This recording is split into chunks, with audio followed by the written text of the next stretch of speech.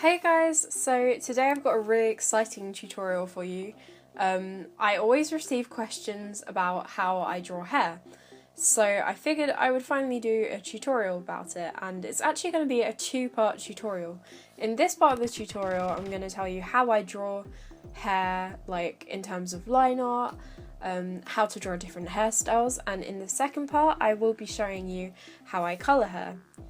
But I won't be covering traditional drawing in this hair tutorial series, but if that's something you would like me to do as well in the future, then I can totally do that as well, because I know some of the people that watch my videos, you might not have a graphics tablet to draw digitally, so you might want to know how to colour hair using markers or watercolours or Prismacolors or stuff like that. But anyway, let's get right ahead with this tutorial.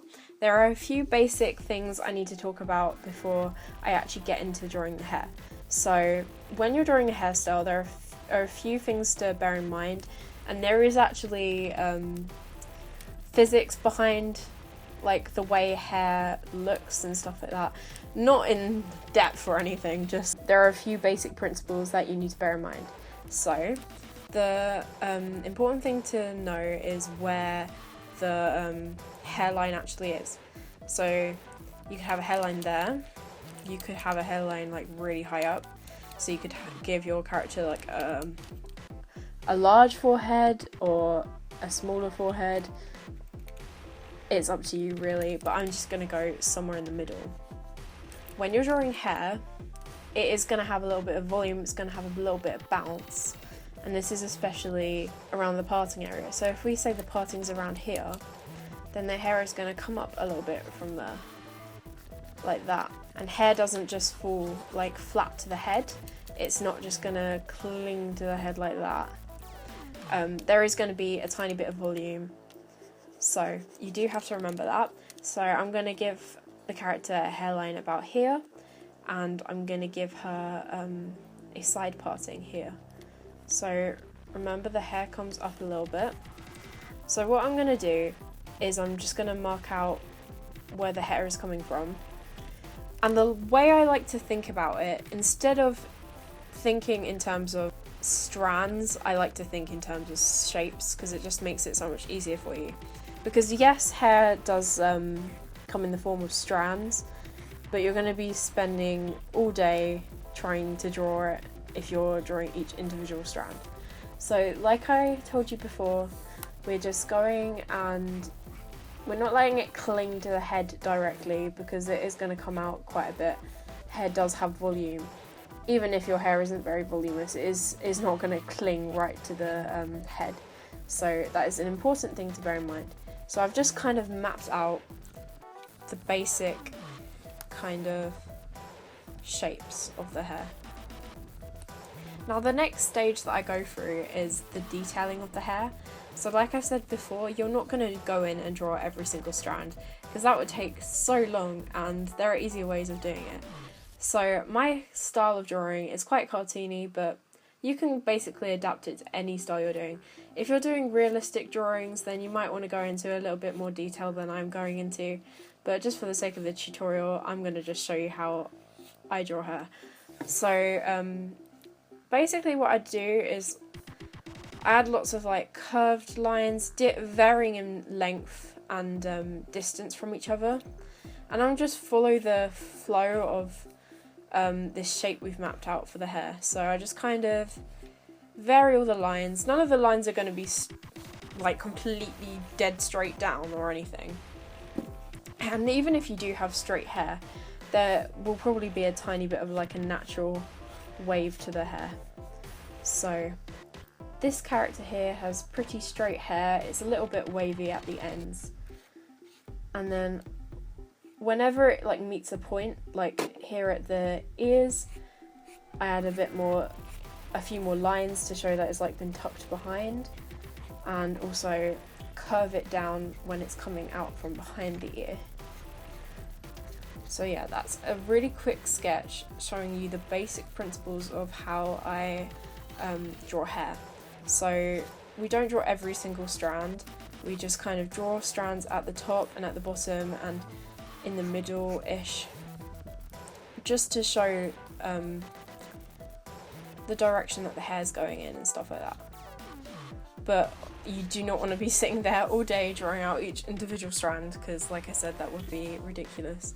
So, oh, oops. Now what I'm going to do is I'm going to show you some other hairstyles. So next, I'm going to go into detail now and show you how I'd approach this. So, I don't know what to do for the hair actually now. I think I will... Okay, we're going to have a very swoopy fringe. This is kind of like an aerial fringe. That's how I describe it. So here's another tip. If you have like hair at the front that is so voluminous that it's coming up like this, you'll probably be able to see the hair going upwards from underneath, like that. So that's something, a little detail I like to add if I have hair that's really voluminous. So we've got like this swoopy aerial fringe going on over here. And another thing to bear in mind is that you can thicken the line weight in certain areas just to add more interest. So I kind of do it when areas meet like that. Hang on, I don't like how that bit of the hair looks. There we go. I want the hair to be scraped back because it's going to be in sort of like a side plait. So over here we're just going to have, give it the look of being pulled back. And this is basically how I do this. I add lots of kind of lines that are close together, so we kind of get the impression of a load of tension because it's all being tied back quite tightly. Finally, we've got all this hair that's been scraped back being pulled over here. I'm gonna then map out the kind of rough shape of the braid. So this isn't going to be a braid tutorial. I can do that in the future if you want, but the only reason I'm able to draw them is because I've practiced it so much. So that's really rough right there, but that's just giving me an idea of how it's going to look. And this is actually the final hair concept that I'm going to go with for next week's video. Next week I'm going to be showing you how I will actually colour the hair digitally. So I will be colouring this hairstyle that I'm drawing right now. So I'm going to use a low opacity eraser so I can still see all these rough lines I've just drawn out. I'm going to use those as guidelines because plaits can be quite tricky to get the hang of. So this part of the hair is braided here, and the way to make a plait look convincing is to have lines going in different directions. So this hair is being pulled this way, so it's going in this direction, but the hair on this part of the braid is going to be going in this direction. So I'll just show you that now. Oh, don't want to rub that part out. So adding the directional marks will help to make it look like your plait is realistic. And also another important part is like making it bumpy, because the hair isn't going to be perfectly like that because hair has texture to it.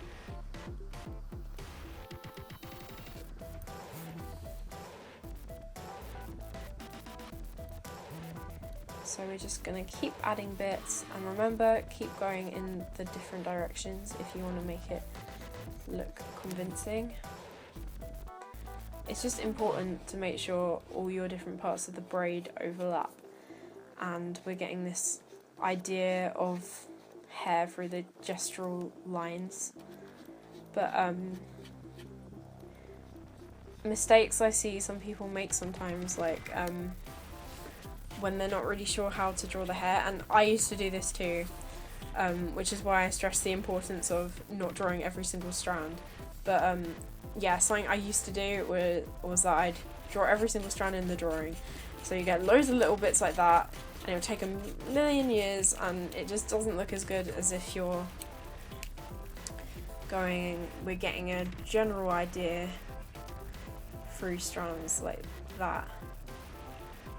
It's all about just variation in the shapes and knowing that hair doesn't just completely fall like dead straight with no volume to it. Even if it's straight, it's going to have a little bit of a wave. So this is the finished result of what I've just done. If you would like a traditional tutorial on doing hair, then I can totally film that in the future.